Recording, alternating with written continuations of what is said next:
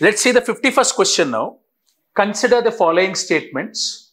Statement 1. If the United States of America were to default on its debt, the holders of US Treasury bonds will not be able to exercise their claims to receive payment.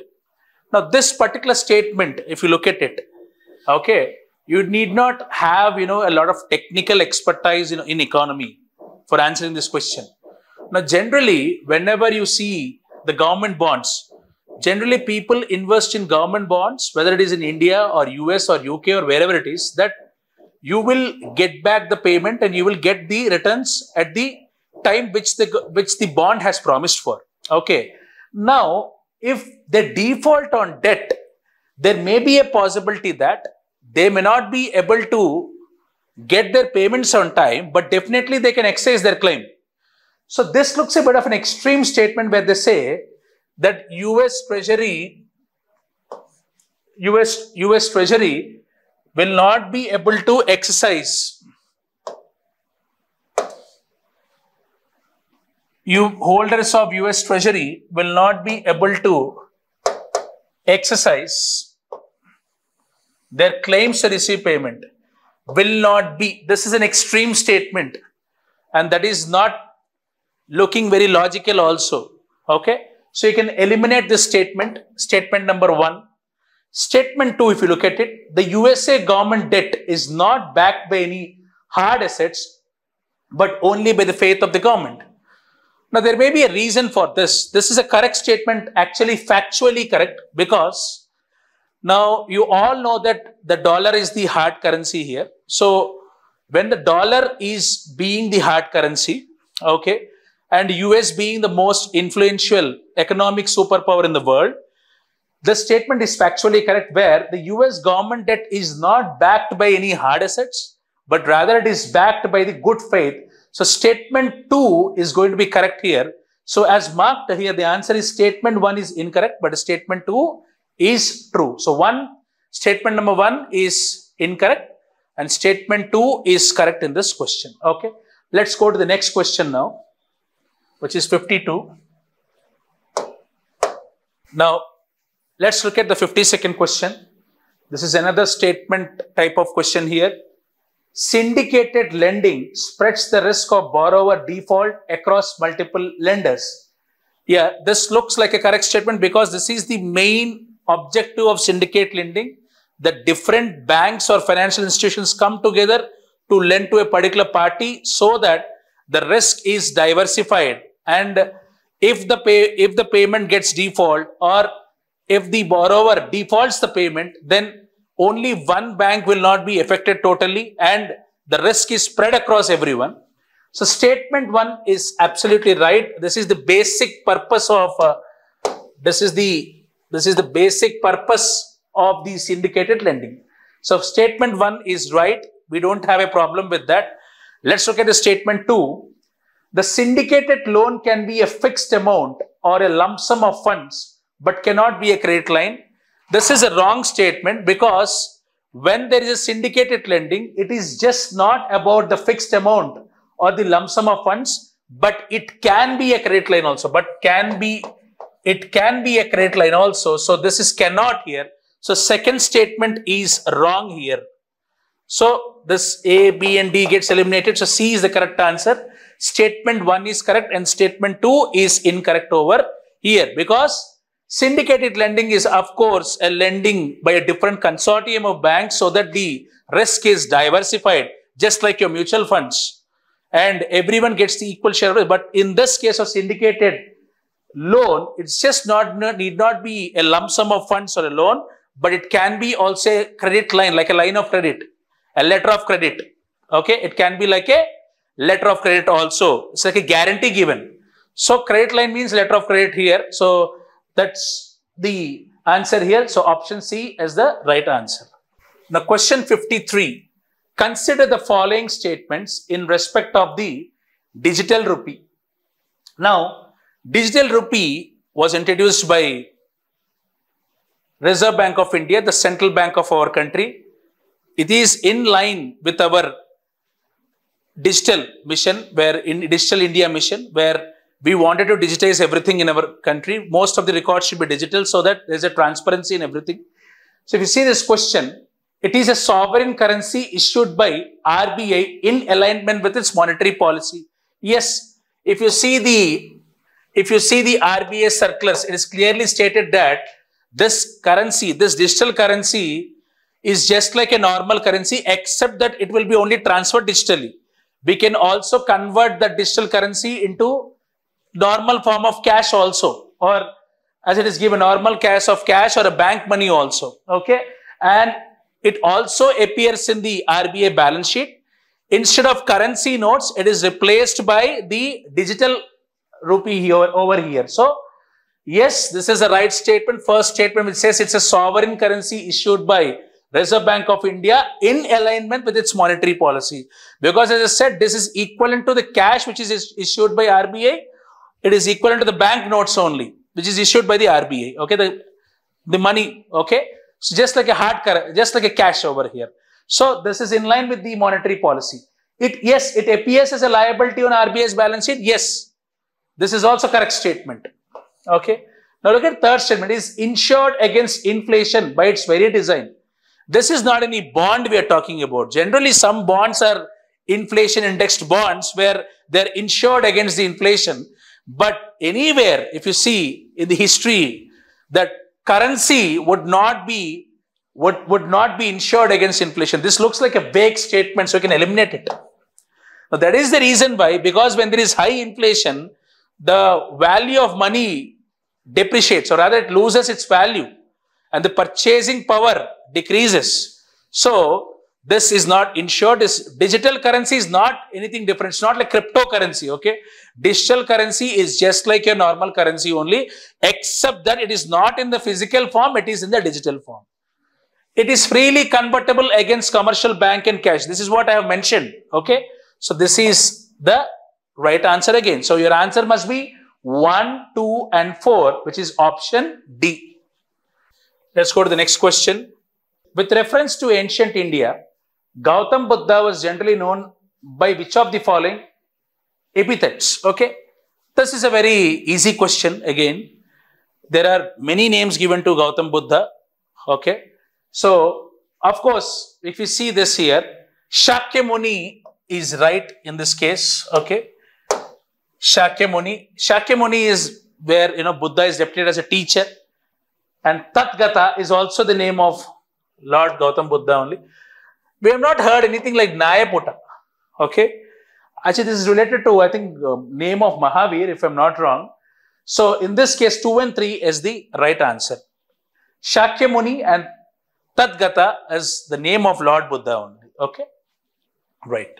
Next question, 55th one. This is again a question related to, consider the following information. Archaeological site is given, the state is given, and the description is given over here. Chandraketugarh. Okay, here the state given is Odisha, which is wrong. This is not Odisha, this is West Bengal. So this option can be eliminated, and it's a trading port town. Okay, Inamgaon is in Maharashtra, which is a Chalcolithic site, which is correct. This is a correct statement.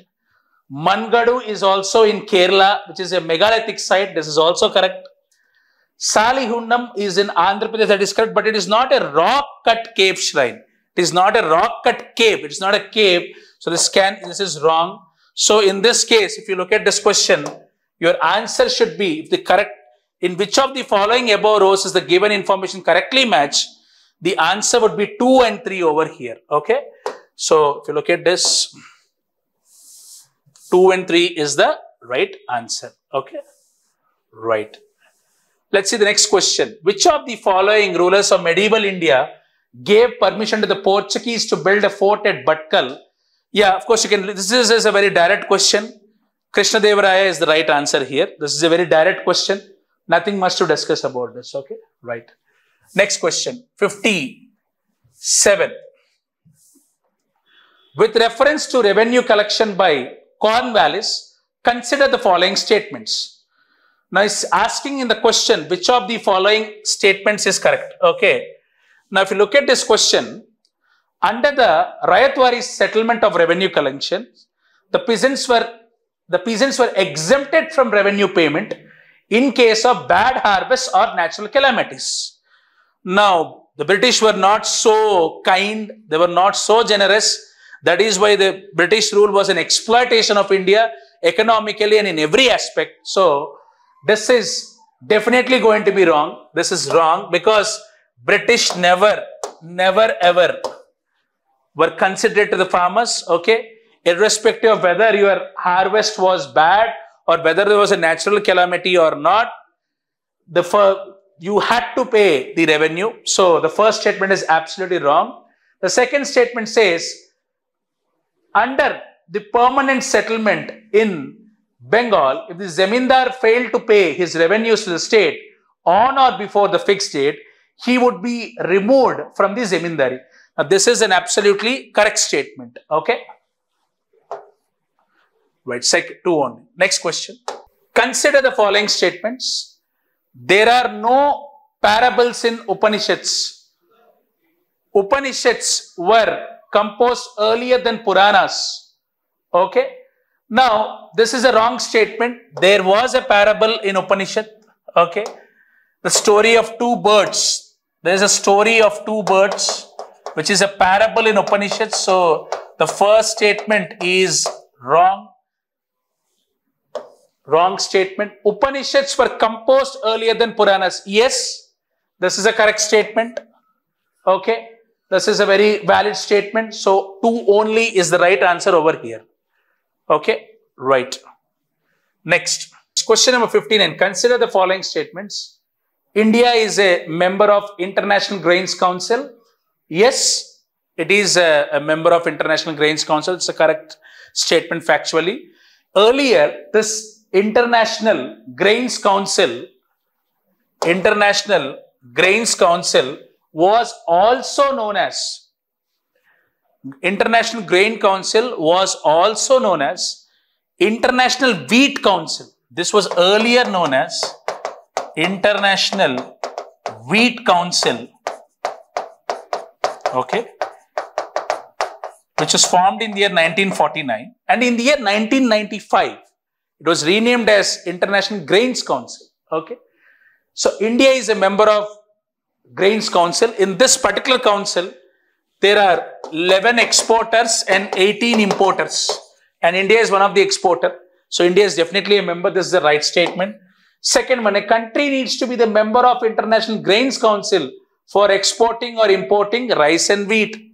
This is a very wrong statement. This doesn't look, this is a very vague statement which does not portray any correct meaning of it, because that becomes vague, because you need not be a member to export or import. Any country can do it with their own wish. So, second statement is wrong. Okay. Right. So, answer here is 1 only. 60th question. Which of the following was the latest inclusion in the intangible culture heritage list of UNESCO? It is, of course, the Garba dance, which is recently in current affairs. This is a very straightforward question. Garba dance. Garba dance is a dance in Gujarat. Okay. This is generally performed during the Navaratri time, Dashara time, for those 9 nights. Okay. First, they would be sending the dandiya, and then they will be doing the Garba dance, which is a very famous dance in Gujarat. Okay. So, Garba dance is the right answer. Let's take this next question. Who was the provisional president of the Constituent Assembly before Dr. Rajendra Prasad took over? This is again a very direct question. No doubt in this. Dr. Sachidananda Sinha. If you read Lakshmi Kant or any polity book or even NCERT polity book, this is a very direct question. Very easy again. So, option D is the right answer here. Now, let's take the next question. With reference to Government of India Act 1935, consider the following statements. It provided for the Government of India Act 1935. All of you know that, because our Indian polity or the Indian constitution which is written is mostly taken from, that is why there is an argument that Indian constitution itself is very bulky, because Government of India Act 1935 itself was very bulky. So, if you take that case, the Government of India Act, it provided for the establishment of an All India Federation based on the union of the British Indian provinces and princely states. Absolutely correct. No doubt about this. No second thoughts about this. This is absolutely right. Second statement. Defense and foreign affairs were kept under the control of federal legislature. No, this is a wrong statement because it was directly under the control of Governor General, not federal legislator. It was this defense and foreign affairs were directly under the control of Governor General. So, the answer is option A over here. 63rd question. Which one of the following is a work attributed to playwright Bhasa? This is a direct question. Madhyama Vyayoga is the right answer here. Okay. Next. Sangabhuti, an Indian Buddhist monk who traveled to China at the end of the 4th century AD, was the author of a commentary on which of the following? Okay, the options given are Prajna Paramita Sutra, okay, Visuddhimagga. The option C is Sarvastivada Vinaya Lalita Vistara. Okay, this is again a very direct question. Okay, Sangabhuti, an Indian Buddhist monk who traveled to China at the 4th century, at the end of 4th century AD, he was the author of a commentary on Sarvastivada Vinaya. So this option C is the right answer over here. Okay. Next question, 65. Consider the following properties included in the World Heritage List released by UNESCO. Okay. Now, he has asked a question, how many of the above properties were included in 2023? In this particular thing, all the 4 are included in UNESCO Heritage List, but he has said which were included in 2023. That is the key line in this question. Many of them have made a mistake in this. They didn't read the question properly. Properties which were included in the year 2023. So, in this case, Shanti Niketan and sacred ensembles of Hoysala's temple complex, these were included in 2023. So, and how many properties were included? Only 2 is the right answer here. Okay. Right. Next question. Consider the following countries: Italy, Japan, Nigeria, South Korea, and South Africa. Which of the above countries are frequently mentioned in the media for their low birth rates or aging population or declining population? Of course, if you see the options, Japan is one country definitely which is always having a decline in population. That is why Japanese government encourages the other citizens of the other country also to come and settle over there and start a family, and also they have a lot of incentives for giving a birth of a child. So Japan is certainly the one thing. And another country which you have heard recently is that there is a population declining is South Korea. South Korea is also there in that list. And of course, there's another country recently, Italy. Italy is another country which is again having a low birth rate or an aging population. Okay. Nigeria and South Africa are 2 African countries which are not in the list. They are not showing the trend. They don't have a declining population. So the answer is 1, 2, and 4. Okay. Right. This is a polity question. As per Article 368 of the Constitution of India, the Parliament may amend any provision of the Constitution by the way of. All of you know that Article 368 is related to the amendment of the Constitution, which is in the Part 20 of the Constitution. This is in which part, sir? This is in the Part 20 of the Constitution. In Part 20 of the Constitution, okay? And in Lakshmikant, if you refer that book, it is clearly mentioned that in the first topic itself, addition, you can add anything in the Constitution, you can repeal anything in the Constitution, and you can vary anything in the Constitution also. All the 3 are the right answers here. Very simple question again. Okay. Right. Which of the following statements are correct in respect of a money bill in the Parliament? Okay. Now, when you see the money bill in the question, money bill is always the first article you get in your mind is Article 110. So, you would be skeptical about when it says Article 109 mentions special procedure in respect of money bills. This is of course the right statement. Article 109 specifically mentions special procedure in respect of money bills. Okay. A money bill should not be introduced in Council of States. Absolutely correct. When he refers to Council of States, he says Rajya Sabha.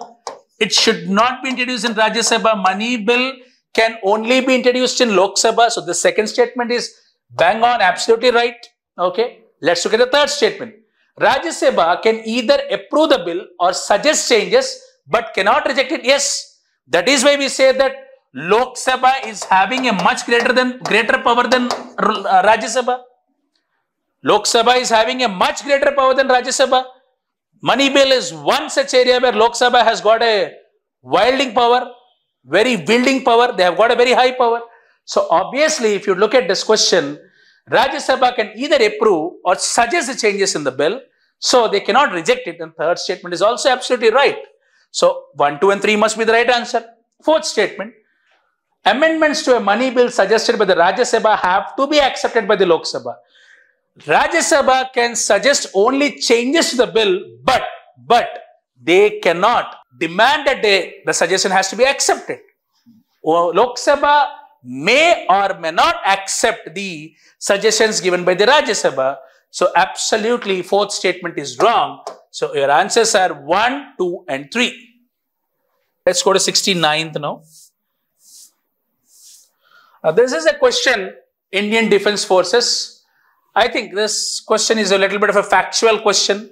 Okay. If you look at this, okay, if you see which has got the equivalent rank, which of the following are correctly matched in terms of equivalent rank in 3 services of Indian Defence Forces. Of course, in Indian Defence Forces, we have 3 services. One is Army, another one is Air Force, another one is Navy. If you look at the third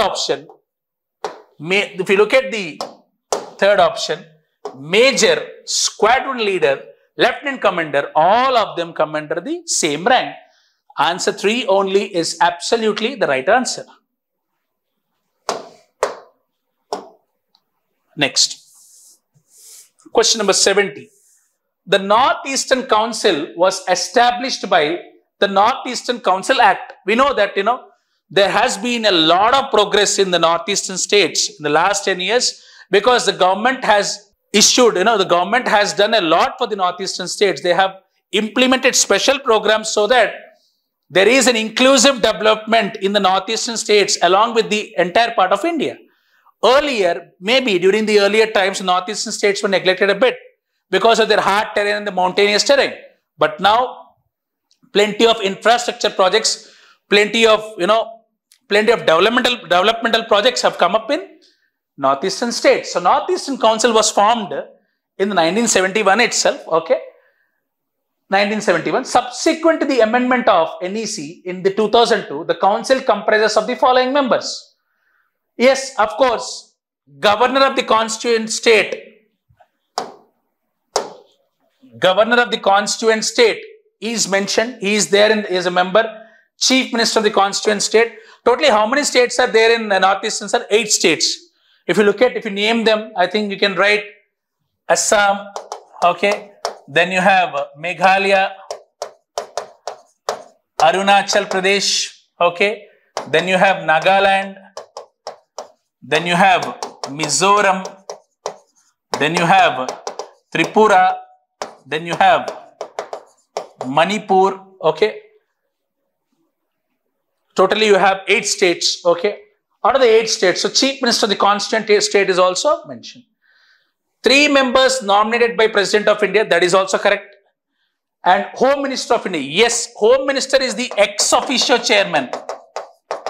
He is the ex officio chairman of the Northeastern Council. So all the 4 options are correct here. Absolutely correct. All the 4 options are absolutely correct over here. Yeah. 71st question. How many delimitation commissions have been constituted by the Government of India till December 2023?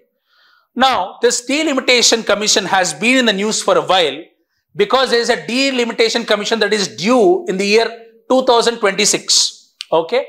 Now, the story of it is what is the basic function of the delimitation commission? Delimitation commission is there to draw or to amend the existing boundaries of the assembly constituency of the state assembly or even in the Lok Sabha also. Okay, they redraw the boundaries. This is an amendment to the boundaries. So, delimitation constitution has been constituted in India in the year. The first year is 1952, 1962, 1972 and again it was done in the year 2002.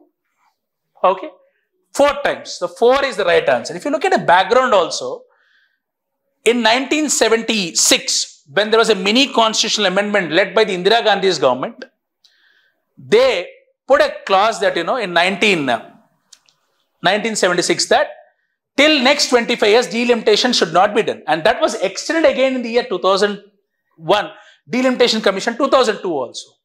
So again in 2002, by 84th Constitutional Amendment Act 2002, again they have put a lid that the existing delimitation boundaries should not be changed till the year 2026. Okay. So again in 2026 that is due. So only till 4 times this delimitation commission has been constituted. One in 1952, 1962, 1972 and again in the year 2002. Okay. Let's go to the next question. The Constitution 71st Amendment Act 1992 amends the 8th schedule to the Constitution to include which of the following languages? Okay, you know that 8th schedule consists of all the languages, the official languages. It was initially 14, then Sindhi was added, okay, and 16th, 17th, 18th, these 3 languages, which are what? Tell me. Konkani,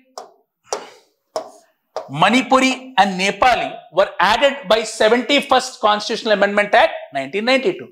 And this language, Maithili, Boro, okay, another language, Maithili, which is a Bihari language, this was added by 92nd Constitutional Amendment Act 2004. Okay, Maithili was added later. So 1, 2 and 3 is absolutely the right answer. Let's look at 73rd question now. Consider the following pairs. Party and its leader. Bharatiya Janasangh, Dr. Shyama Prasad Mukherjee, absolutely right. This is right. Socialist Party, C. Rajgopalachari, no. Instead, this is Acharya Narendra Dev. So second Socialist Party is wrongly marked. Third one, Congress for Democracy, Jagjeevan Ram, absolutely right. Swatantra Party, this Rajgopalachari belongs to Swatantra Party, C. Rajgopalachari. So 2 pairs are wrongly marked here and 2 pairs are correctly marked. So only 2 is absolutely the right answer. 74th question. Which of the following statements are correct about the Constitution of India? Now, if you see, he is talking about the parts of the Constitution. When the Constitution was enacted, there were 395 articles and there were 22 parts. Now it's 25 parts total. Now, if you look at this, by 73rd and 74th Constitutional Amendment Act, Panchayati Raj, the decentralization was done.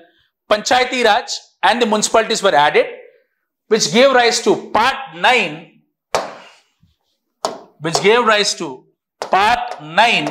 which talks about Panchayati Raj, and Part 9A, which talks about municipality. Okay. So first statement is absolutely right. Yes, emergency provisions were mentioned in the 18th part, right? This is from Article 352 to Article 360.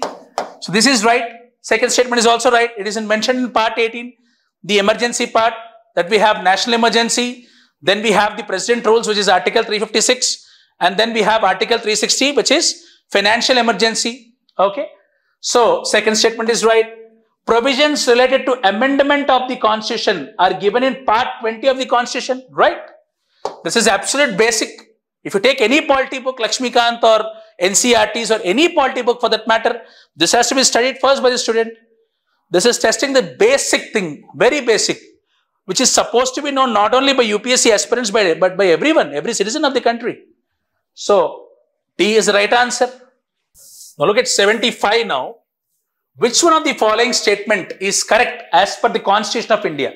This is slightly a trickier question, okay, Because you're not expected to know what is there in union list, every particular subject that is there in union list or the state list or the concurrent list. Very difficult. I agree. But if you look at the options, if you apply a simple logic, this is a very easy question. Interstate trade and commerce is a state subject under the state list. Now just imagine, when I take the word interstate means it is involving 2 or more states. So if you give that as a state subject, every state will have its own law. Okay, suppose there is an agreement between 3 states, Telangana, Andhra and Karnataka. Every state will be dictating their own law. You don't know which law to follow. Ultimately, citizens will suffer. Suppose there is an interstate trade agreement or a commerce agreement. So that is why interstates will never be under a state list. It will be always under union list only. You can eliminate this option. You can definitely eliminate this option. Interstate migration is a state subject. This is also. When you're talking about interstate, it cannot be under state list. It must be under the union list only. Interstate quarantine is a union subject under union list. Yes, this is coming under union list. This is the right answer. Corporation tax. Again, this is not under state. This is not under state subject. Corporation tax is a subject under union list. Okay. So answer C is the right answer here. Right. Let's go to 76th question. Well, this is a very important question and a very easy one again. Under which of the following articles of the Constitution of India has the Supreme Court of India placed the right to privacy? Okay, this is a very common question again. Article 32 is known as the heart and soul of the Constitution as quoted by Dr. B.R. Ambedkar. But if you ask me, or if you ask any polity person, he would say Article 21 is also a very important article because it has got a wider ramifications. It is a very wide article. Okay, this actually started with the Maneka Gandhi versus Union of India case in 1976, where right to travel abroad was also, which was included under Article 21, where they stated that in India also, instead of procedure established by law, they follow due process of law. Okay, so right to privacy is again included in Article 21. Okay, right. Now 77. What are the duties of Chief of Defence Staff, CDS, at Head of Department of Military Affairs? Now this CDS, Chief of Defence Staff, he is the commander of all the 3 combined defence forces, that is Army, as well as Air Force, and as well as Navy. Now he is the permanent chairman of Chiefs of Staff Committee. Yes, absolutely right, no doubt about this. Principal military advisor to Defence Minister on all the tri-service matters. Yes, correct again. 2. Exercise military command over the 3 service chiefs. You don't exercise military command over 3. This is wrong, sir. Okay. This of course comes under internal security part. But still it is being taught in this polity. We can take this as a polity question only. It is taught widely in internal security part. Okay. Right. So your answer here is what? Tell me. Answer is 1 and 3. Of course. So if you look at this, the answer is 1 and 3 over here. Okay. Next. Question number 78. Operations undertaken by the army towards upliftment of the local population in the remote areas to include addressing of their basic needs. This is a direct question. This is Operation Sadbhavana. Very direct question. Okay. So nothing much to discuss about this. 79. The longest border between any 2 countries in the world is between. This is a stock GK question, sir. Okay, if you read any GK book, if you take yearly current affairs or even if you take an yearly book, okay, any Panorama or Manorama, whatever book it is, this is a basic question that is mentioned. This is a stock GK question. The longest border between any 2 countries is between Canada and the United States of America, Canada and USA. First option is the right answer. Okay, question number 80. Which of the following statements about the ethics committee in Lok Sabha are correct? Now, why this ethics committee is recently in current affairs? Because Mahua Moitra is an MP, TMC MP from West Bengal. She was recently in this case, actually, in the ethics committee case, where she was disqualified, or where there was the thing over here. So, Mahua Moitra case, where there was a complaint against her, okay, and this ethics committee of the parliament was involved to see this case, okay. This committee was initially began in the year 1996 as an ad hoc committee. This is absolutely right. Only a member of the Lok Sabha can make a complaint relating to unethical conduct of a member of Lok Sabha. Now, this is not right, sir, because anyone can complain, provided anyone can put a complaint, but a Lok Sabha member should be taking forward that complaint. So, this is not restricted to only a member of Lok Sabha, anyone can complain. This committee cannot take up any matter which is sub judice. This is also right. So, answer is 1 and 3 in this case. Right, 1 and 3 is the right answer. Let's see the next question, which is question number 81. Consider the following statements regarding Nari Shakti Vandan Adhiniyam. Now, this is related to the Women's Reservation Bill in the Lok Sabha as well as state assemblies, okay, which is done also by 128th Constitutional Amendment Act 2023. Now, these provisions will come into effect from 18th Lok Sabha. Wrong, because in the act it is clearly mentioned that once the 2026 delimitation is completed, then they will see, then there will be a constitution done which will come maybe with effect from 19th Lok Sabha, but definitely not 18th Lok Sabha. This will be in force for 15 years after becoming an act. Yes, correct. Also, it mentioned that initially it is for 15 years, but Parliament may extend it till the time they believe it has to be there. Okay. Third one, there are provisions for reservation. Now, this can actually is very easy, because if you see this question, if you see the first statement is wrong here, second statement is correct. Obviously, the answer should be 2 and 3 here, even if you do not know. But this act says that there is a provision for reservation of seats for scheduled caste women within the quota reserved for scheduled caste. Yes, correct, sir. Now, in Lok Sabha, 84 Lok Sabha seats are reserved for scheduled caste members, 47 for ST. In that also, out of those 84 SC members, 33% should be coming from SC women. In the same way, 47 STs are there, ST constituencies are there. Out of the 33% should come from ST women only. Okay.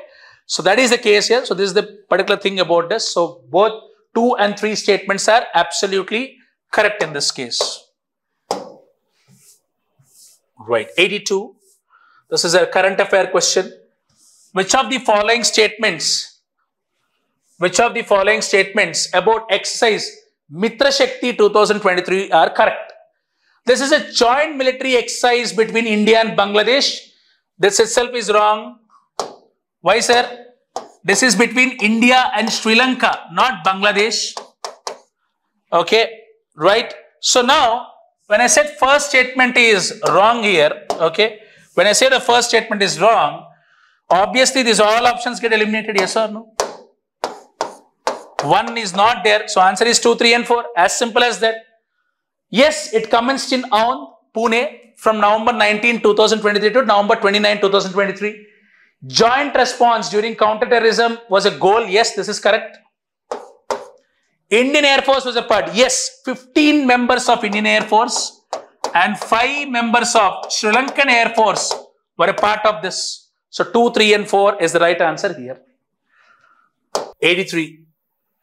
A writ of prohibition is an order issued by the Supreme Court of High Courts. This is under Article 32, the writs which are there. Okay, the 5 writs which are there. Okay, habeas corpus, mandamus, okay, certiorari, prohibition, okay. All these are writs which are there, okay, you all know that, okay.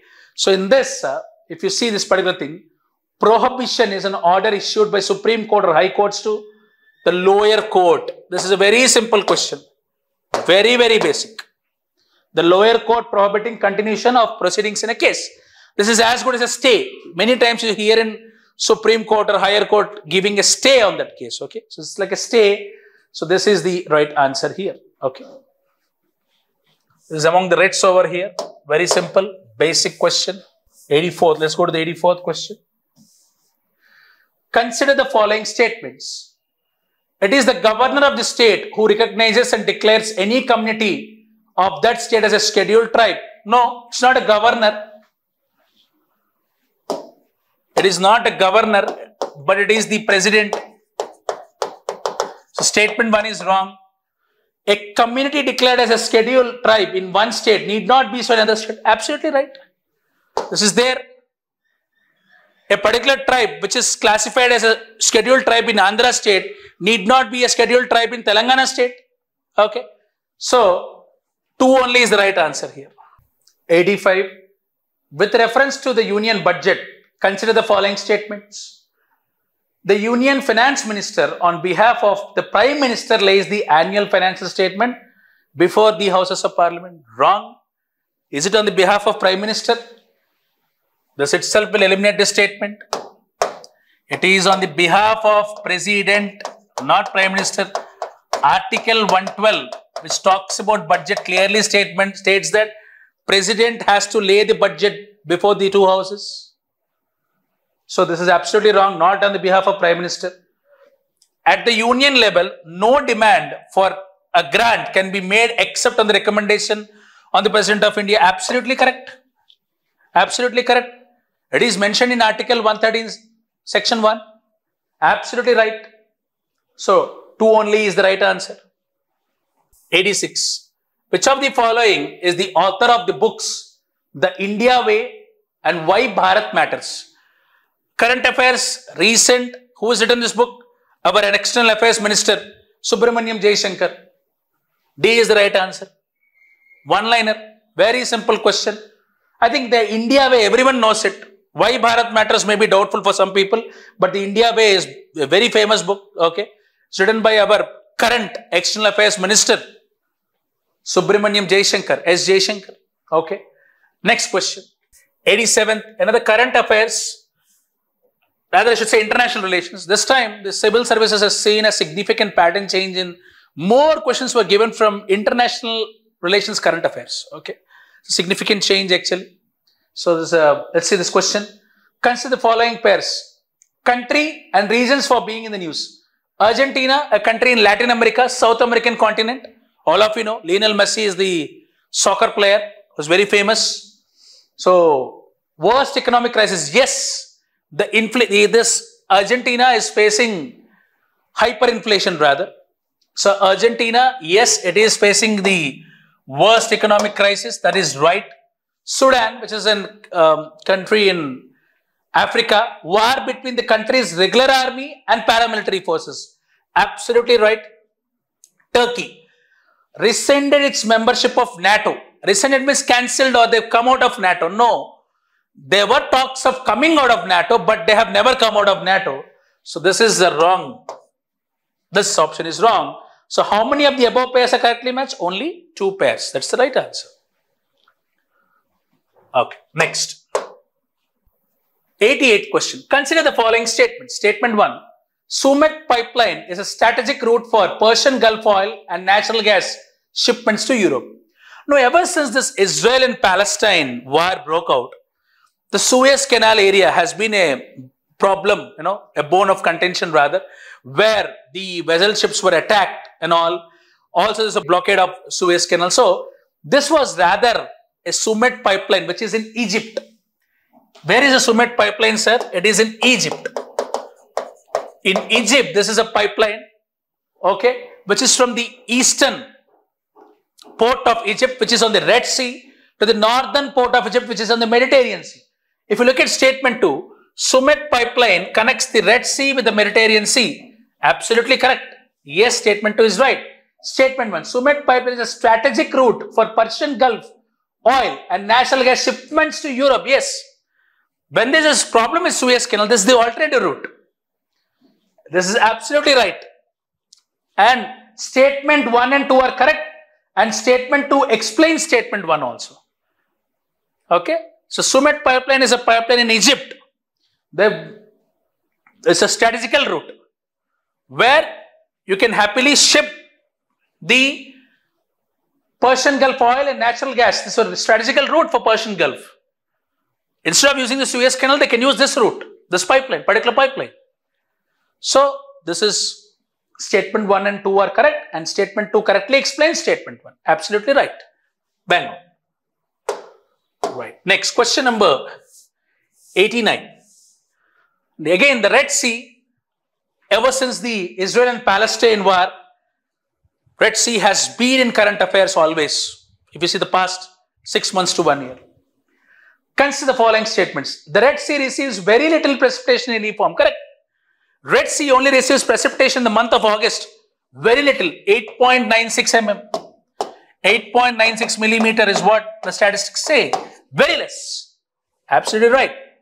No water enters the Red Sea from rivers. Now, generally, what you will say is that no water enters the Red Sea from rivers. You will say, this looks like an extreme statement. No, but factually it is correct. Factually, this statement is absolutely correct. No significant river. There is no river which enters the Red Sea. This is also a correct statement. So, both 1 and 2 is absolutely right. Next question. Question number 90. According to the Environmental Protection Agency, EPA, which one of the following is the largest source of sulfur dioxide emissions, SO2 emissions? Locomotives using fossil fuels, ships using fossil fuels, extraction of metal from ores, power plants using, this is absolutely right, power plants using fossil fuels, it constitutes 73% of SO2 emissions. So option D is the right answer. Absolutely option D. Okay, right. Next. Question number 91. There is instability and worsening security situation in the Sahel region. Now, what do you mean by Sahel region? This is a region in Africa which is between Sahara Desert and savannas. Okay, it is the north central region of Africa. Countries like Mali, Burkina Faso, and some 5 countries are there totally. These countries have been facing instability and worsening security situation. Absolutely right. First statement is right. Statement 2, there have been military takeovers, coups in several countries of the Sahel region in the recent past. Absolutely right. Yes, there have been military coups in this region, the North Central Africa region. So statement 1 and statement 2 both are right, and statement 2 is explaining statement 1 also. So option A is 100% right.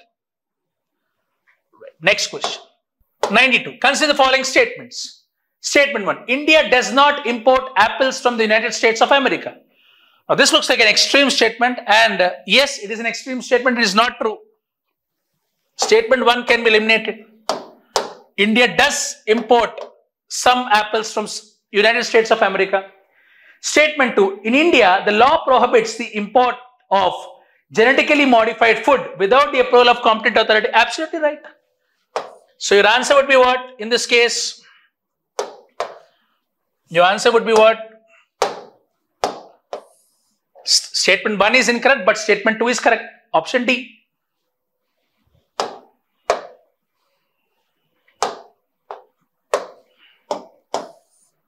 (93) With reference to the Speaker of the Lok Sabha, consider the following statements.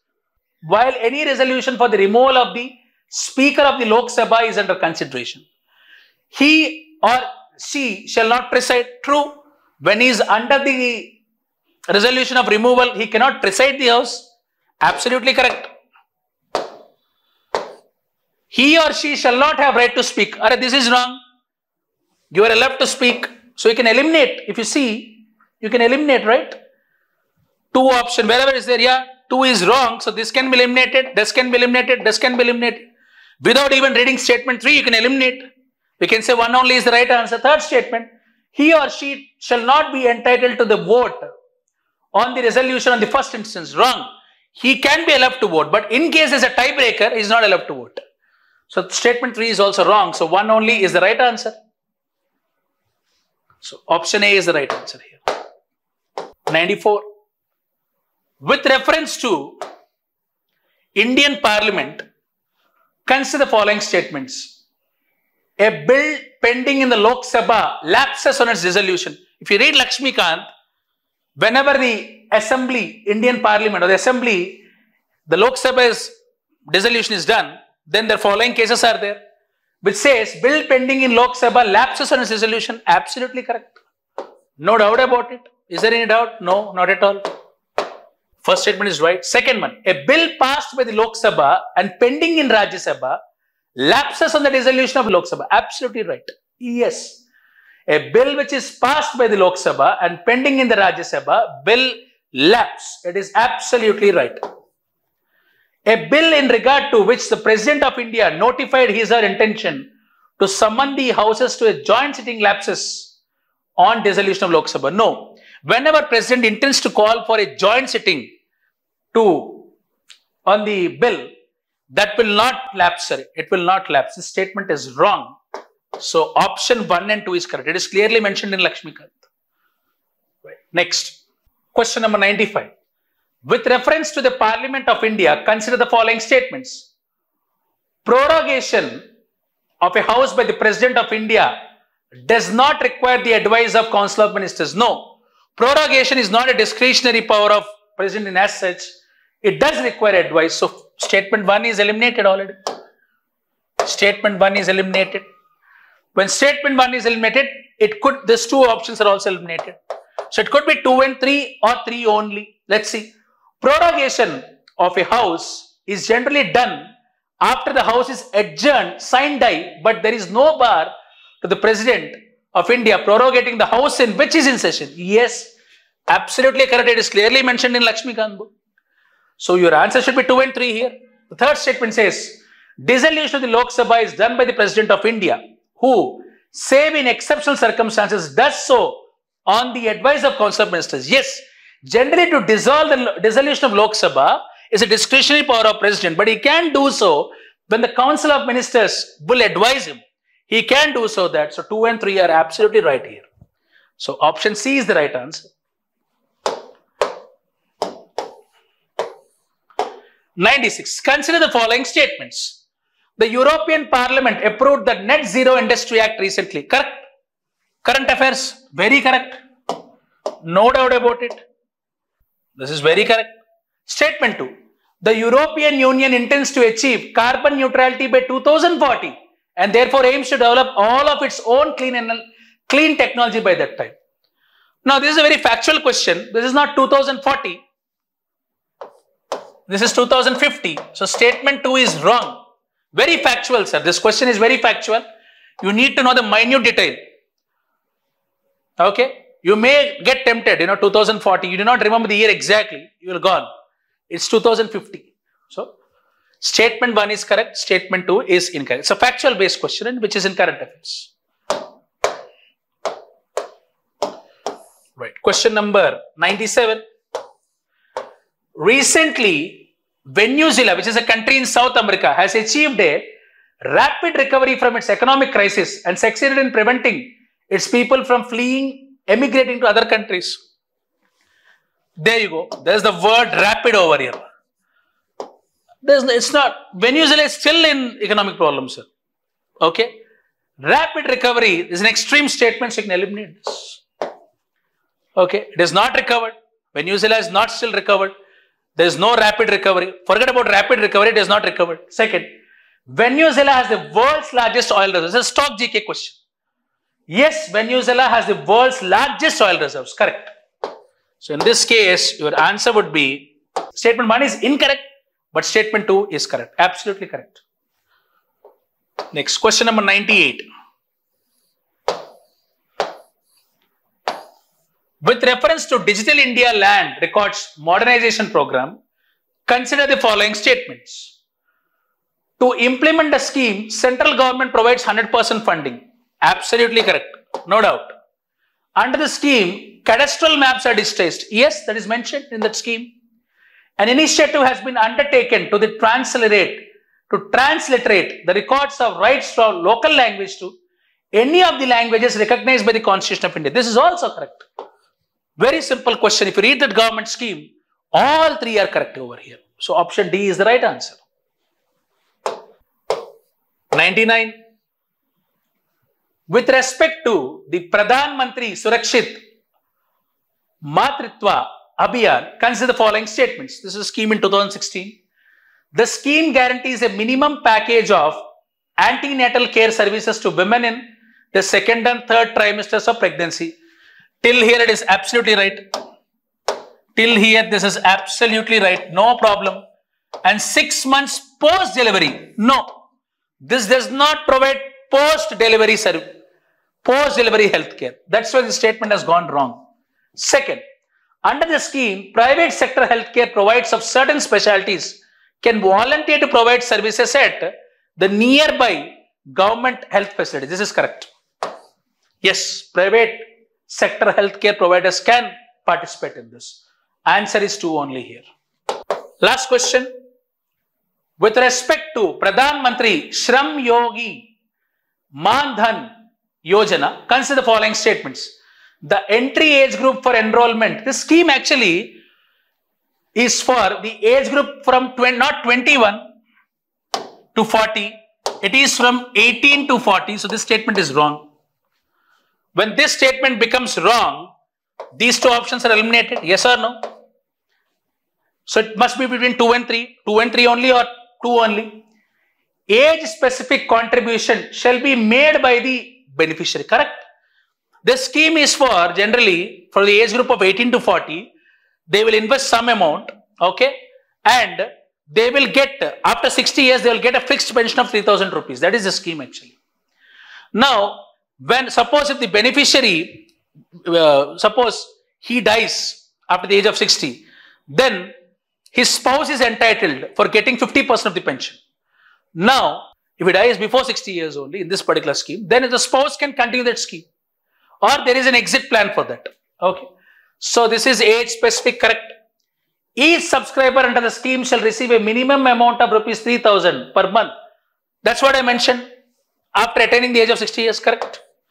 So there is the fourth option is eliminated already. 2 and 3 or 2 only. 2 and 3 is the right answer. Fourth option, family pension is applicable to spouse. Unmarried daughters, no. That's not, that's what I mentioned, only spouse. That too, they are subject to some conditions. So answer here is 2 and 3 only. So this is the thing. Okay, guys. So this is about the explanation of some of the questions. Please start preparing for mains and all the best for you.